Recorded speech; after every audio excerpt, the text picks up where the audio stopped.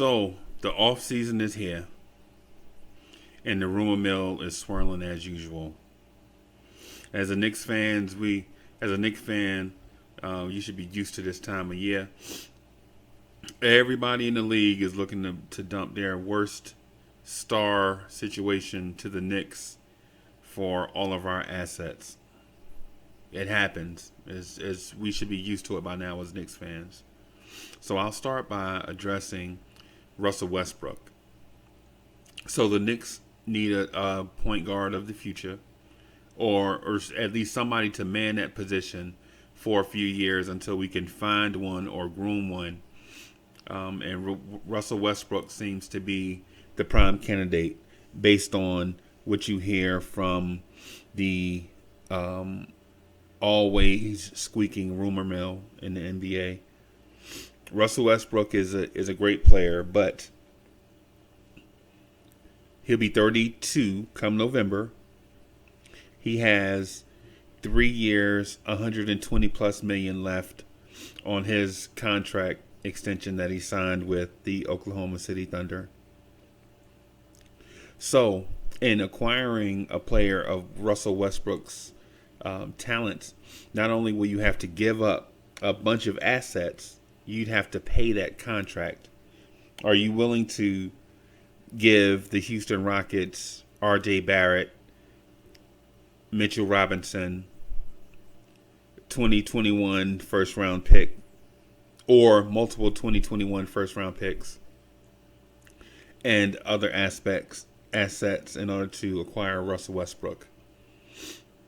Is he that much of a franchise changer at this point in his career? I would say no. I'm not for it. I would rather build organically. This has been my stance since we uttered the words rebuild a few years ago. Find your own Russell Westbrook in the draft, and you won't have to pay Mitchell Robinson, R.J. Barrett, cap space, future first round picks. Go find your own guy. Let Houston's headache be Houston's headache. Do you agree? What do you think? Or do you think just going out, biting a bullet, getting the Russell Westbrook, solving your point guard issues, and you just move on from there? Are you tired of the annual summertime off-season point guard of the future conversation? Are you tired of that? Do you just want to just spend the assets and go get a Russell Westbrook? Does Russell Westbrook make your franchise a playoff contender? Of course, not the number one seed, but in the Knicks case, we're talking about, can Russell Westbrook drag a bunch of guys to the 7th or 8th seed? Is that what you want as a Knicks fan? It is a fascinating question. Are you that tired of losing that you would rather trade just about everything to get a guy that you know will drag your team to the playoffs and is fun to watch on a nightly basis? Would you do that? Would you make that Russell Westbrook deal? If I'm the Knicks president, Leon Rose, and I'm told to make this deal, I guess I would offer Houston the 8th pick in 2020, the 2020 number 8 overall, the 2021 Knicks unprotected pick, and Julius Randle. I wouldn't include R.J. Barrett or Mitchell Robinson. If it comes to more than that, I have to go back to Knicks team, to the Knicks owner, and say, hey, listen, what they're asking is much more than we can afford as a franchise. Because if we go get Russell Westbrook and we pay them anything beyond, say, Julius Randle and 2 very, very, very appealing first-round picks, then we'll be setting the franchise back, especially if an aging point guard gets hurt. Then your roster is barren, and the picks that you would use to improve are gone. So you don't have the player on the floor, and you don't have his replacements coming either. You have to make that. You have to make that plea to James Dolan. Say if you do this deal, it's the 2 draft picks and Julius Randle, but you can't include R.J. Barrett and Mitchell Robinson or any incarnation of R.J. Barrett and say the appealing pick, or Mitchell Robinson and the appealing picks. It's got to be just those picks and that one player that doesn't fit. If they don't take that, then we'll have to talk to them about James Harden. So, James Harden. Mike D'Antoni recently told team officials on a plane coming back from their playoff loss that he is not returning as the is not interested in returning as the Houston Rockets head coach. And to be honest with you, I really can't blame him.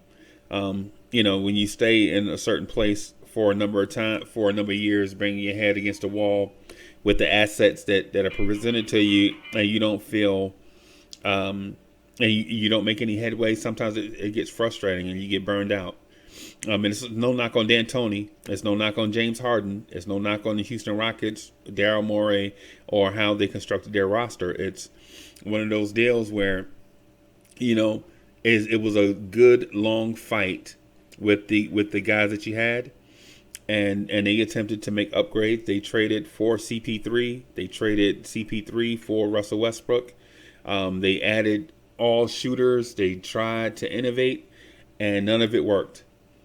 In a case where a guy wants to walk away, you can't blame him. He gave it everything he had. So, but if you're Houston, you know that this is not going to work. The current roster construction is not going to work with the next head coach, because Mike D'Antoni was an innovator. He's the only guy in the league that thinks this way, and the roster was constructed in his image. Now with him gone, do you trade James Harden? I think there are 2 options here. If I'm Houston, and I look at the roster, the way it's constructed, if I have to just trade James, if I have to break up the small ball lineup where Russell Westbrook is basically a point guard playing the 2, and James Harden is a 2, basically playing point guard. Do you have to break that up, because James Harden can never go back to off the ball, ball out of his hands, low, average usage guy. That's not who James Harden is going forward. That's not who he has been for, the past 5 years. And trying to make a horse, change who it is in the middle of the race is not going to be, healthy for anybody involved. So here are my 2 scenarios where I think the Knicks come into play, but it's also maybe something for Houston to look at. So you go to the New York Knicks and you offer James Harden for the expiring contracts, or the team option contracts of Bobby Portis, for Taj Gibson, for Wayne Ellington, Reggie Bullock, and then you throw in Julius Randle, right? Along with that, you ask the Knicks for the number 8, the number 27, and both first-round picks in next year's draft, right? If you're the Knicks, why do you take this if you're the New York Knicks, right? So why do you take on $40+ million a year for the next 2 or 3 years, I guess,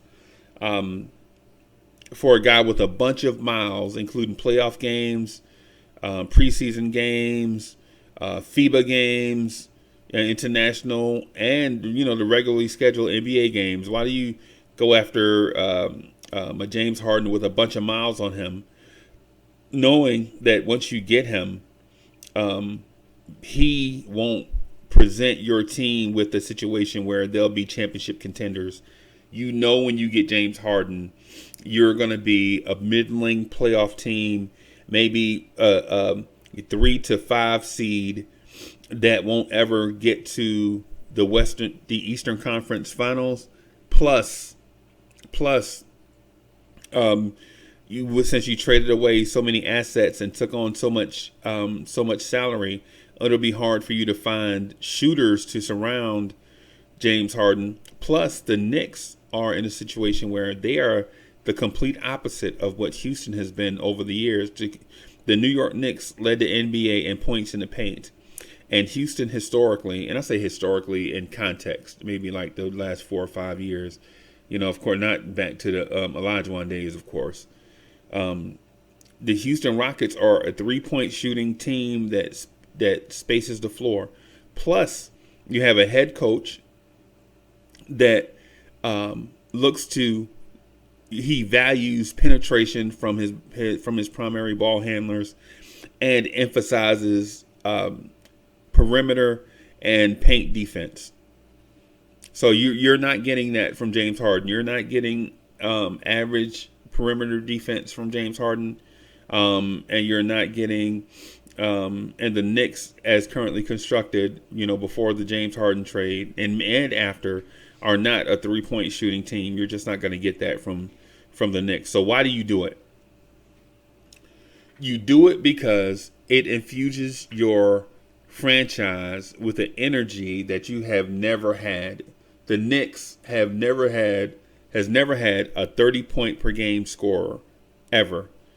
And I know y'all want to question this. Some guys are going to say, well, Bernard King had a stretch. Yeah, he had a stretch. But he was not a perennial, an annual 30-point per game scorer. And people will say, well, Pat Ewing at the turn of the 80s and 90s, that 89, 90, 91 stretch, Pat Ewing was not an annual 30-point per game scorer. He was not. While he was close and he offered a lot on defense at the same time, he was a scorer and defender at the same time, a jump shooter, somebody that could space the floor as a big. At the same time, he was not the scorer that James Harden is. This era of basketball that you're headed towards, with teams going, I'm not going to say smaller on the wing, but quicker and more skilled on the wing. I think a lot of NBA fans confuse skill and quickness on the wings as being solely related to just smaller guys. It's just smaller guys seem to do it better at this point. But at some point, bigger guys will catch on, and this small ball narrative that people use will go away. They don't necessarily want to go small ball. They basically want to go skill. They want to go 3-point shooting and D. 3 and D. Everybody can shoot the 3 and defend and switch. Switch on offense and defense too. By the way, it's a deal where you can switch and ball handle on offense and switch and guard anybody on defense is basically where the league is looking to go. Do you do this deal if you're the Knicks? I say yes. You do 8-27. You do both picks next year. You do Julius Randle, and if you need to do whatever it is that you need to do to make the salaries match. James Harden, LeBron James, and Giannis Antetokounmpo are the only players that I think you should offer up any more than 3 first-round picks for. Right? All of those assets that I mentioned are in play, is what I'm getting at. You don't have to give all those assets up, but they should definitely be in play to get a guy like James Harden. Because at the very least, you get James Harden on the floor with R.J. Barrett. That should be appealing to a Knicks fan. You get James Harden on the floor with R.J. Barrett. If that doesn't appeal to you, I don't know what would appeal to you, because you get a guy that's a walking bucket, the epitome of a walking bucket, next to a young, hungry alpha looking to make his mark on the league, and who better to learn from offensively than James Harden, right? Now, the other team I think would benefit from, say, a scenario where James Harden could come in and help them get over the top. And I know that this is a Knicks video, but another guy, since I mentioned it, another person or another team, I'm sorry, that can benefit from James Harden is the Golden State Warriors. And you say, why? How would James Harden help the Golden State Warriors get over the top? And that'll be impossible, Uncle Freezy. How does Golden State doesn't have enough assets to say acquire a James Harden? Well, for one, every team has assets. Don't let the mainstream media make you feel like everybody's, certain teams treasure trove of assets is bare. If you listen to them, they say the Knicks don't have any assets, which couldn't be anything further from the truth. I think the Knicks have more assets than any team in the league right now. That includes cap space, young players, appealing veteran contracts, the expiring contracts. So the Knicks have a lot of assets. But anyway, Golden State could pull this off. How does that work when you would say, how does James Harden fit in? I think he is the perfect piece, right? For one, the deal would include Andrew Wiggins. Of course, you have to include Andrew Wiggins in the deal in order for you to make the deal work, because James Harden's salary is commensurate on the number of years he has in the league on a max deal plus the number of all NBA teams he made, right? So he's expensive. Is the other question I know you'll ask is going over the salary cap worth it to Golden State, knowing they have a new arena and they don't have, and during COVID or during the coronavirus and quarantining issues that we have going on in society, is it worth trading for Harden, knowing that you may not get that money back? So here's the thing. All NBA teams face that same scenario where they make improvements to their arenas. Even the Knicks are not exempt. The Knicks just made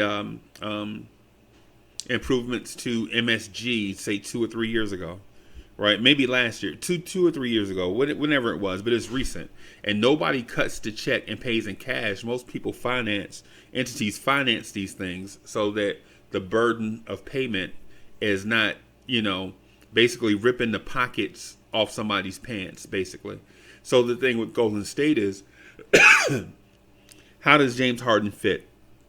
Well, you should basically ask, why wouldn't this be the perfect fit? Basically, it's run TMC all over again. When you have a penetrating guard like Harden and a penetrating guard like Steph Curry, you can't guard them. They finish well at the basket, and plus, these two are all-time great three-point shooters. And then if you include Klay, the floor is so spaced that you can't double team one guy. For one, when Klay and Steph are healthy, when Klay Thompson and Steph Curry are healthy, that it's the greatest shooting backcourt of all time, period. This is not up for discussion. No matter who you think the greatest shooter is of all time, when you look at their backcourt mate, that other person is not as good as Steph Curry or Klay Thompson.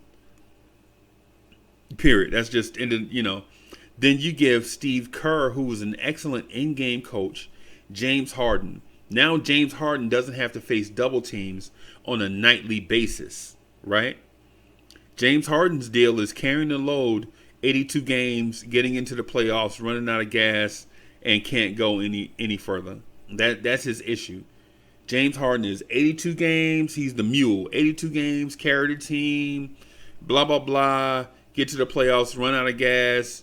Then they look very bad in the playoffs.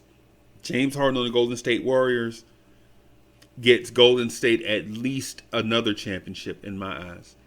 If you give them a year to kind of figure out who they are, and then the year after, those years afterwards, there's no telling what the Golden State Warriors would do to the NBA win record. I think 73-9 is reasonable if you have a healthy Draymond Green, a healthy Klay Thompson, a healthy Steph Curry, a healthy James Harden. And I know that means gutting the rest of the roster, but sometimes you have to do what it is that you have to do. You have to, for instance, you have to make exceptions for a cat like KD, and you see how KD paid off for Golden State. 3 trips to the NBA Finals, while he was there, right? So what does Golden State pay? I think they have to, Wiggins, who I am not low on. I think Andrew Wiggins is going to be an excellent player down, within the next year or so. People forget he's only 24 years old. The thing is, though, is sometimes you have to sacrifice, the future for the present.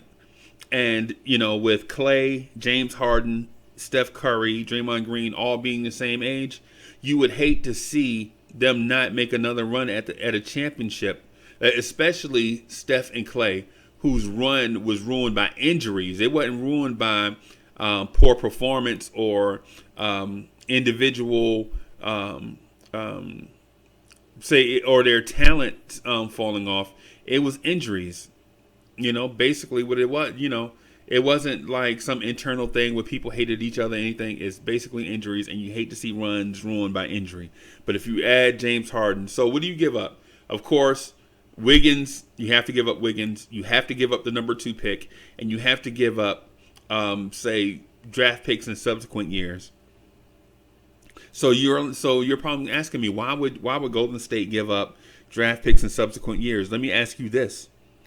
When's the last time you saw a draft pick from Golden State actually contribute anyway? And if you're going back to Steph Curry and Klay Thompson, you're proving my point. So here's the thing: you trade all of those draft picks. There may be 3 draft picks and Andrew Wiggins to Houston for James Harden, and now you get another run from Golden State. All right, so back to my Knicks. I heard someone mention do a deal for Al Horford. I think Raw Hebrew Remnant. I think I kind of like that cat. I kind of like him. I think he's pretty sharp. An old head Knicks fan like myself. Maybe one of these days we could possibly do a video or something together. Maybe talking some old school Knicks. But shout out to Raw Hebrew Remnant for doing pretty good Knicks videos in isolation too, by the way. But he mentioned an Al Horford deal. So why would the Knicks do an Al Horford deal? I don't know. I don't know why you take on an aging big man who has looked out of place in Philly, come to the Knicks on a team that's looking to rebuild. The only way I can see, my only reasoning for it is to get young players from Philly and also draft picks. So what young player would Philly give us, or 2 young players to take on that weird contract that he signed to help them out, to help out a division rival, by the way.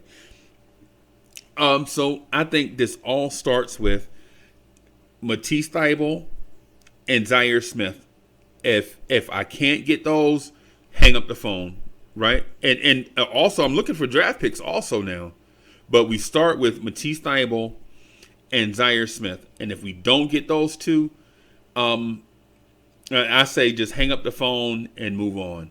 Philly has to. They're a division rival, and in order for us to help them out, they have to give us draft picks, and I mean multiple first-round picks, no second-round picks. I'm not interested in second-round picks. I'm not interested in fringe players that may barely make our team, and plus, we absorbed a bunch of cap space, and all of that stuff to help them, because we're looking to help them improve, right? So we're looking to help them improve, but they're gonna help us improve also.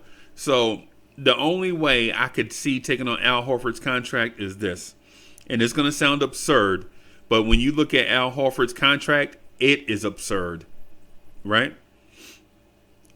Al Horford to the Knicks for 3 first-round picks and Matisse Thybulle. That's ridiculous, right?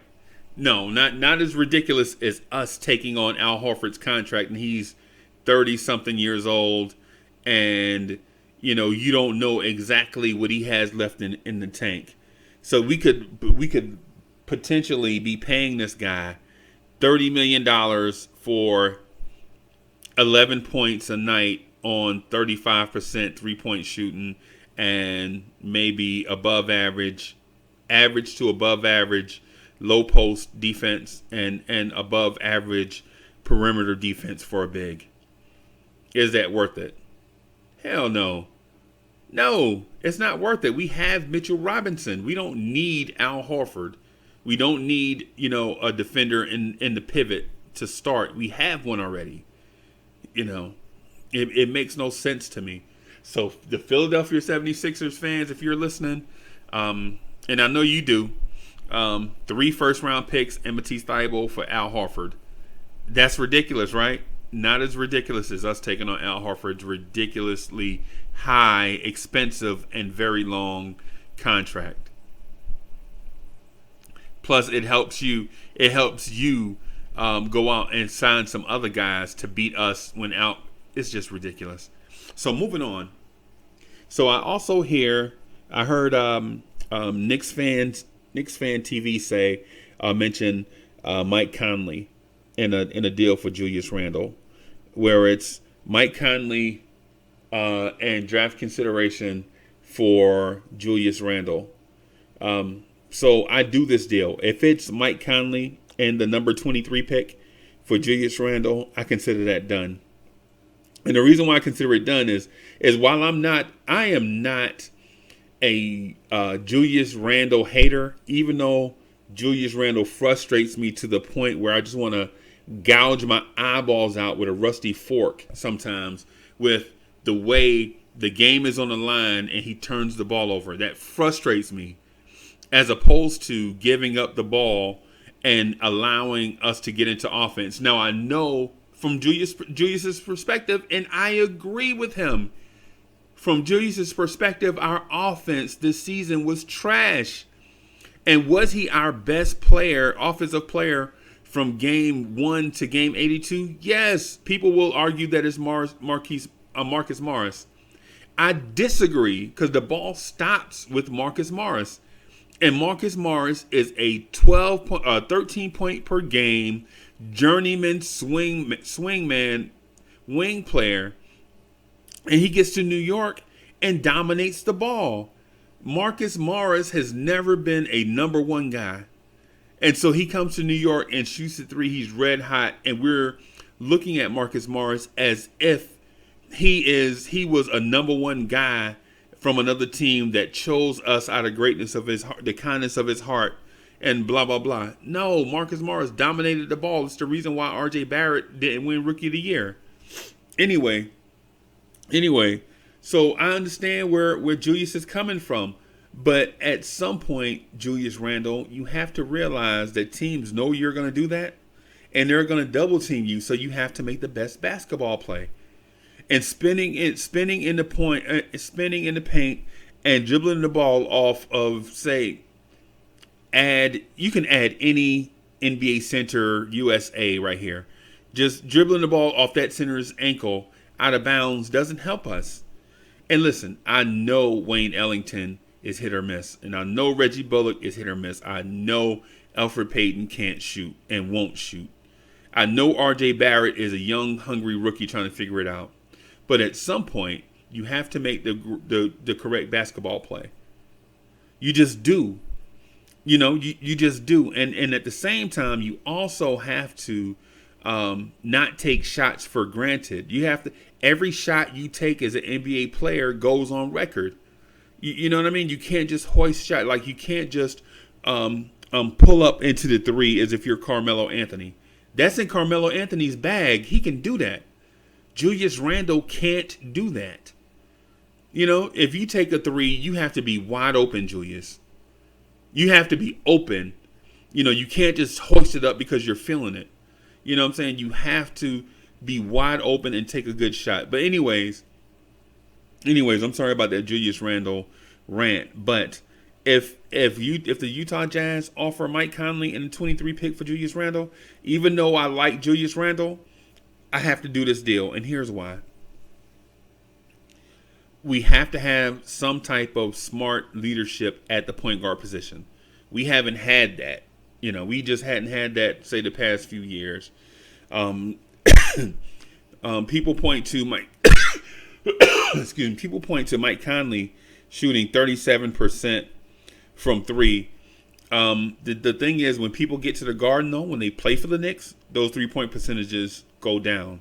So if he shot 37 prior to New York, he'll probably shoot 33 when he gets here. Same thing for Julius. Julius shot in the mid 30s, and he got here and shot like 28, 29%. Right? I do this because of the 23 pick. I feel like it's more valuable than Julius and Mike Conley. And not because that person to be a better player or have a better career.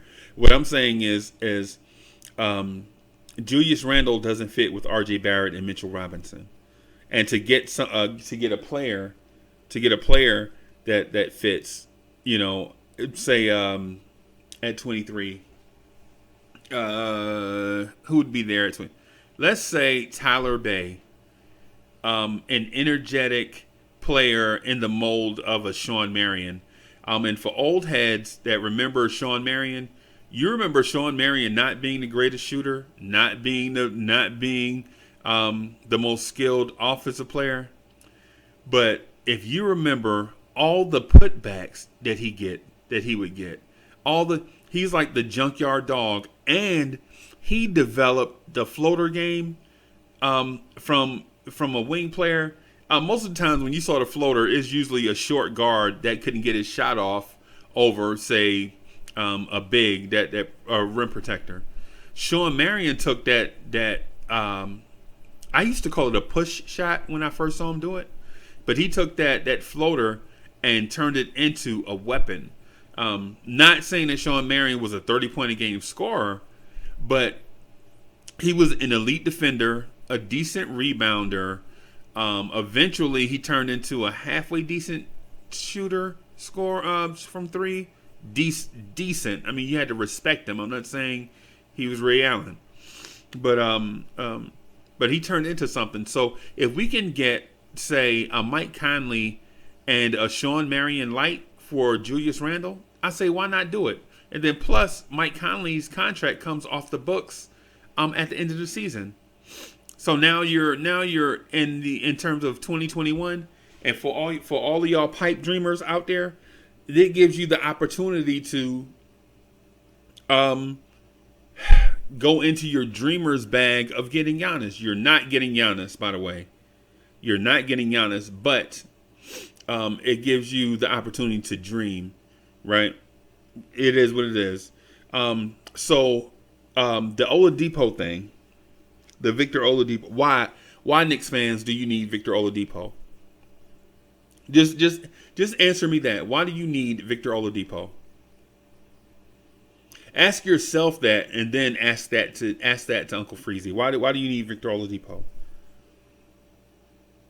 You don't know. You can't come up with a legit reason why you need Victor Oladipo, and that's the exact reason why we don't need him. So Oladipo is coming off a devastating knee injury. He hasn't looked the same.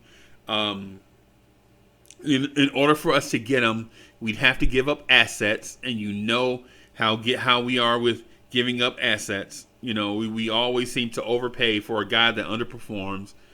To me it's the times 4 thing, where you pay twice the price for half the product. I don't know why we tend to like to do that. But Oladipo is best served going somewhere else, because he doesn't want to spend the next 4 years of his life getting booed, scrutinized for 4 years over something that he can't help. He can't help the fact that he got hurt. But don't come to New York. Don't trade away Mitchell Robinson and R.J. Barrett in a first-round pick for a dude that's half the player R.J. Barrett is right now. Why would you do that? That doesn't make sense. But one that may make sense, though, is DeMar DeRozan. And I know Knicks fans hate DeMar DeRozan for some reason. And I think the main reason is not the fact that he's in San Antonio, or not the reason he's a mid-range scorer.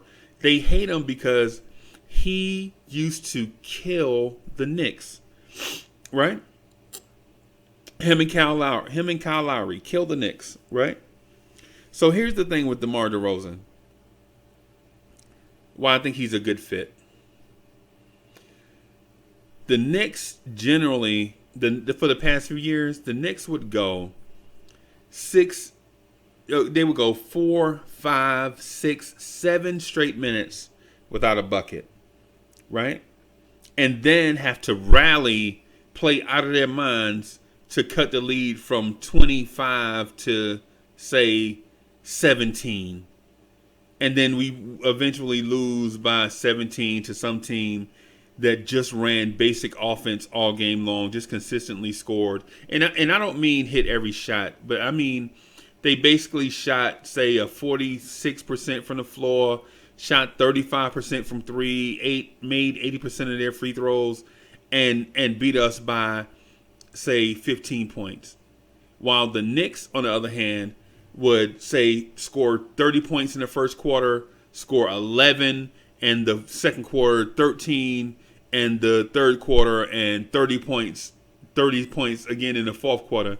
And it looked like, we went through this, but it was just inconsistency that stopped us from competing.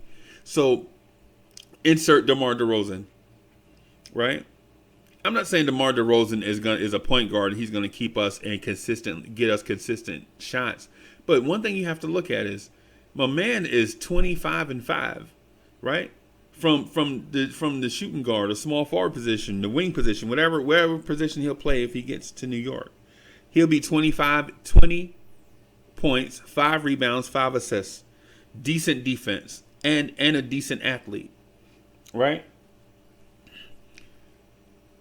These stretches that we go without scoring, basically digs us in a hole that we can't dig ourselves out of. But with a DeMar DeRozan, a veteran presence, a former All-Star, you get, say, three trips down the floor without a basket. You're like, wait. Get this ball to DeMar DeRozan and let him create something for us. And at the very least, he'll get to the free throw line, maybe hit 1 or 2 free throws, but he keeps moving our score. So he keeps, we don't get dug into a hole where, it's a 20-point lead halfway through the third quarter. Your vets are frustrated that they can't get their shots off and blah, blah, blah. I think now, what do you pay for DeMar DeRozan? He's going to opt into his deal with San Antonio, no doubt. So what do you trade for DeMar DeRozan? Here is the sweet part, right? So you're going to take his salary, right? Whatever his salary is. I don't know right offhand, but in all-star, multiple-time All-Star, 32 years old, I think. Signed a max extension. I think you can give them Bobby Portis, Wayne Ellington, and Reggie Bullock. So how does that help the Spurs? They get from underneath these huge contracts and have the ability to sign other players, because They can decline those team options once they get those players, and all that money will be off the books except for $3 million, which is $1 million per player that you traded to the Spurs. Now the Spurs are minus DeRozan's contract plus $3 million. How does it help the Spurs? You're like, okay, whatever. How does it help the Spurs? You know, I don't know how much more you can give them. Maybe throw in a second round pick, but not much more. I think DeMar DeRozan is cheap. I think the Knicks desperately need somebody of that skill. They desperately need a veteran wing player that can defend and score.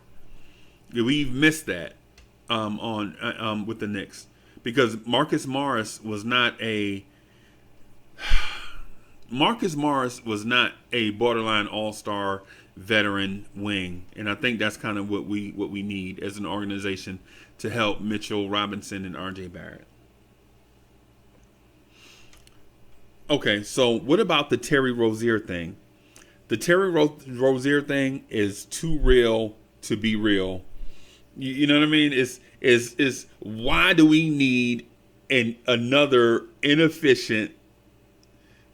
Why do we need another inefficient point guard? Right? Terry Rozier is not a great shooter or scorer. He does bring energy every night, so he does make plays in other ways, but he is not what you call a franchise level point guard. To this, I say no. All day long, every day of the week. I just can't see a situation where Terry Rozier comes in and makes the team better. I would rather try to jumpstart the career of Dennis Smith Jr. Than trade for a Terry Rozier. You give up assets. You give up assets for a dude that's not going to contribute. It's that stupid rule of 4 that I mentioned before, that I mentioned earlier in the draft, where you pay twice the price for half the product. It just doesn't make sense. But the Fred VanVleet thing, however, Fred VanVleet. So this is multi-pronged and intricate, a lot of details, a lot more teams involved than what you may think. So Knicks fans on Twitter think, some Knicks fans on Twitter think that Fred VanVleet is the answer. And while I like VanVleet, I don't think that he's capable of being the answer. I think he's more like a Reggie Jackson. If y'all remember him in Oklahoma City, how hot he got before he signed with Detroit, or was traded to Detroit. However he got to, just before he got to Detroit, he looked like a franchise level point guard. The VanVleet thing is interesting because I think it may help us get Kelly Oubre and the number 10 pick. How, Uncle Freezy?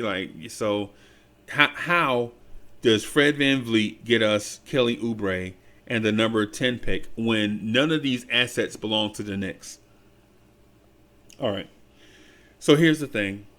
I think I heard somebody say, and I don't know if it was, I like to attach the source to these rumors, but I can't remember who it was exactly.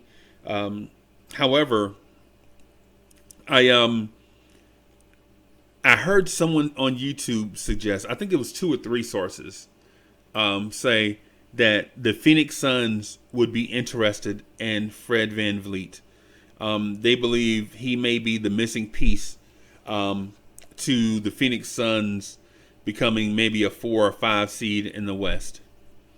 Because Devin Booker is a playmaking guard, almost in the mold of a James Harden, or he's headed that way. In a not iso ball, don't get it twisted, but where the 2 guard is more involved in initiating offense. And if you add a Fred VanVleet, what you get is a point guard that plays off the ball.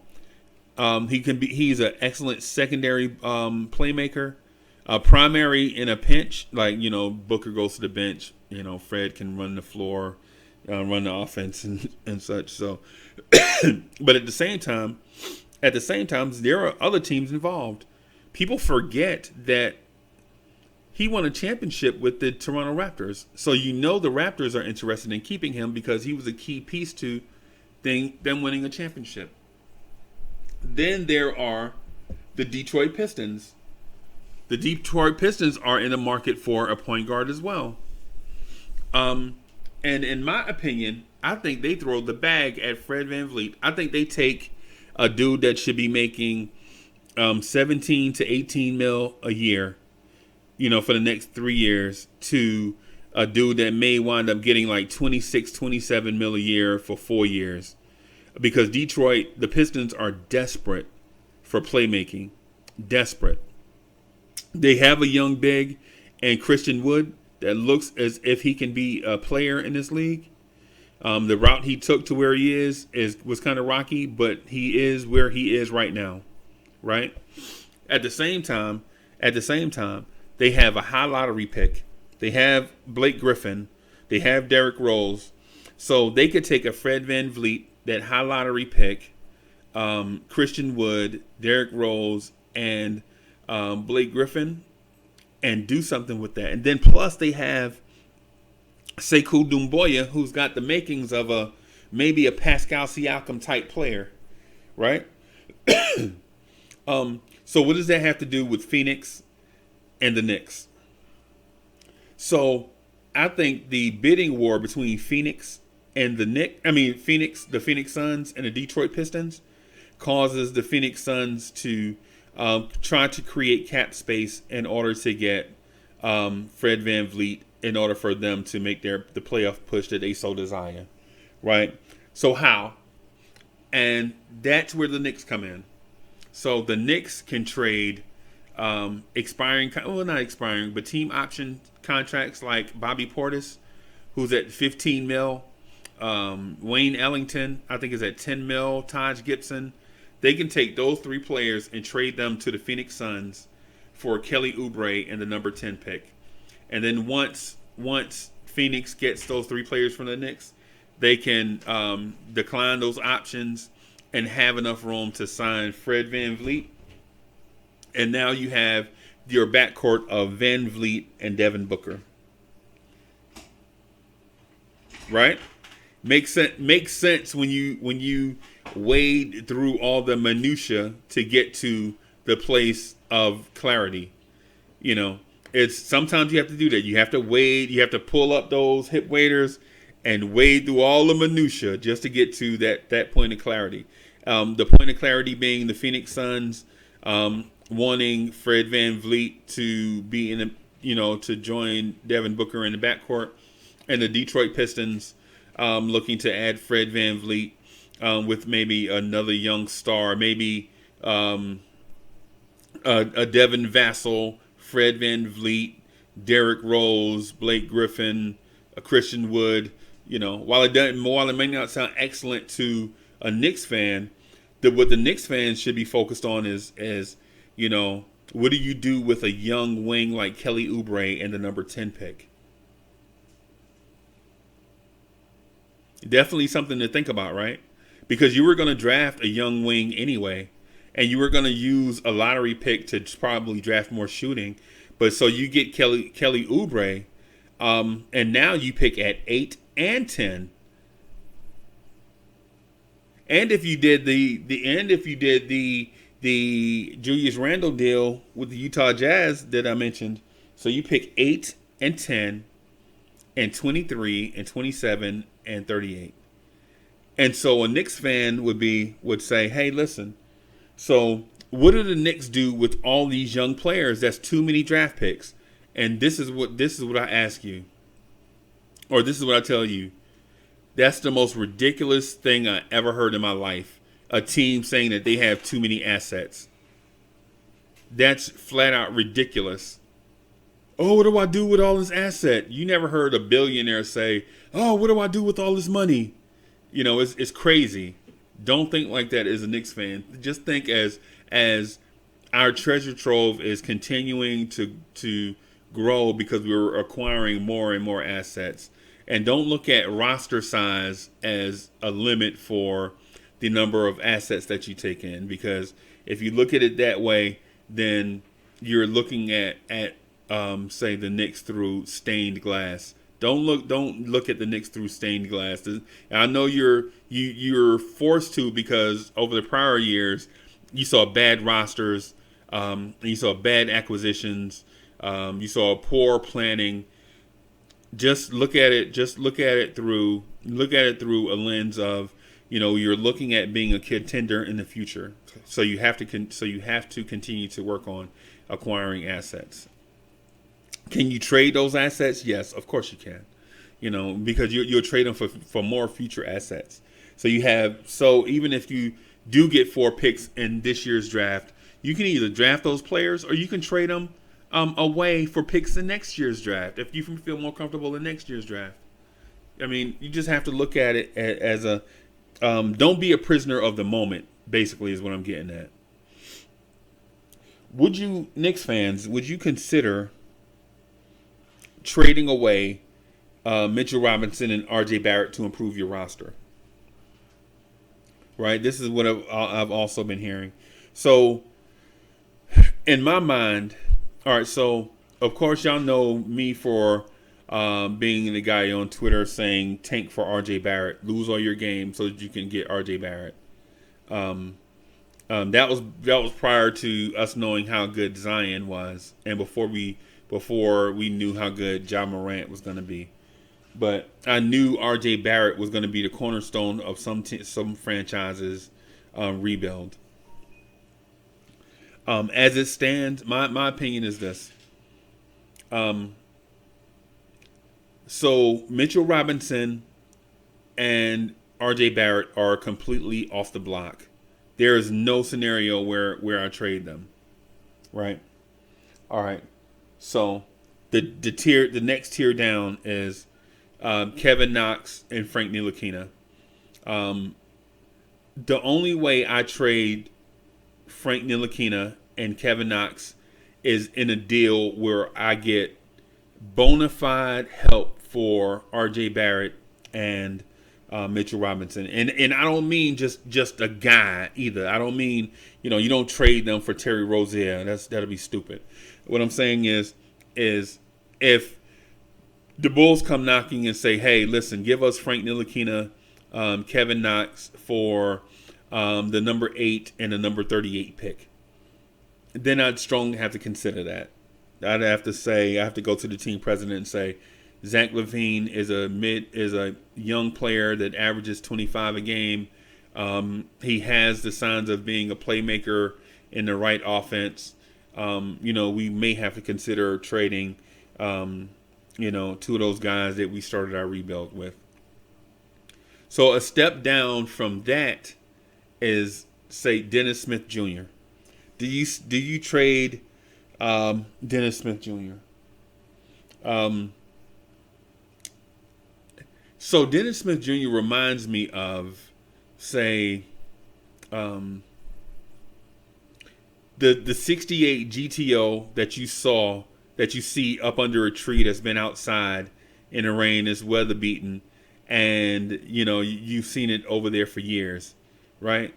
And a 68 GTO is something. You know what I mean? They don't come along that often. Do I go offer them the bonus that I worked on for so long, the bonus I got from work, just to get it? Because even when I get it, I still have to spend more money in fixing it up. Or it may already be running and in tip-top condition, just looks bad. What do you do in that case? So here's what I think we do. I think we keep Dennis Smith Jr. We don't just have him as a throw-in, for any deal. We keep him and look to rebuild him, kind of like the $1 Million Man. Y'all remember the $6 Million Man? Lee Majors. So anyway. I look to keep Dennis Smith Jr. and see if the development staff can help rebuild him. See if Dennis Smith Jr. can do something to ingratiate himself to the Knicks fans. Because the one thing about Dennis Smith Jr. is not his physical ability, but his mental makeup for New York has been shaken because every time he touches the ball, people want to chant, "We want Frank." That's unfair to Frank and Dennis Smith Jr. Maybe DSJ can do something to ingratiate itself to the fans so that we can love him like we love Frank. Right? All right, so on to the veterans. Do you keep Wayne Ellington, Reggie Bullock, Maurice Harkless, Elfrid Payton, Taj Gibson, Bobby Portis? I say it's a mixed bag. I like what Taj Gibson brings to any NBA team. The leadership is very understated. I would say keep Taj. I don't know if he's worth the $9 million, but we should find a way to keep him, right? I also like Bobby Portis. I think a 6'10", 6'11" guy that can shoot the three and attempts to play defense is rare, because you get either or. You either get a guy that attempts to play defense and can't shoot, or a big guy that can shoot that can't. Look at Davis Bertans. Davis Bertans is a big guy, right? And all he does is shoot, and his defense is, he's basically a turnstile. He's a windmill, basically. He's going and coming at the same time. So, but anyway, Wayne Ellington, Reggie Bullock, they can go. I watched games. Elfrid Payton also can be gone. I know a lot of stuff that happened last year wasn't Elfrid Payton's fault, but a lot of stuff that happened last year was Elfrid Payton's fault. And I say that because I watched a lot of close game. And see, I'm a Knicks fan, so a close game to me is a game that's within 12 or 13 points. So the regular NBA fan would be like, well, a close game is 4 points or less, like 2 possessions. But I watched Elfrid Payton play us out of games last year. The Atlanta Hawks game, the Chicago Bulls game, the Memphis game where he pushed Jay Crowder in midair was a disaster. I say he can go because I just don't like those type of vibes, man. I just don't like the loser mentality. I feel like teams need to be winners, and I know players can't help it because you come into the league to a losing team and you play 5 years for a loser, and you go to another team and they expect you to be a winner, but all you've known your entire career is losing. I can't see teams like that getting over the hump. It's just so Elfrid Payton can go. I would prefer to trade him for assets. Him, Reggie Bullock, Maurice Harkless can definitely go. I was a fan of his before he joined the Knicks, and seeing him thrown into the Mook Morris deal was a win for me. But when he got to New York, seeing how clueless he is on offense just makes me think he shouldn't even be. He needs to be with a strong-minded point guard directing him. He just ain't